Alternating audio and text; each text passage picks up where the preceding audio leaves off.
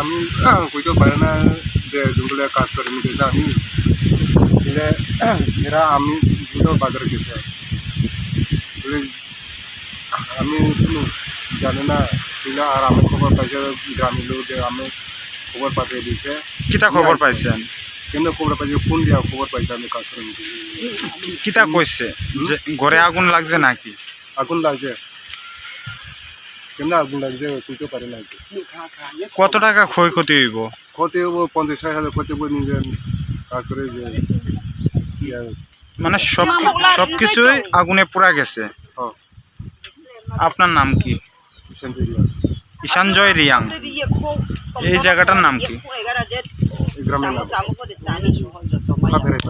খাবেরাই পাড়া।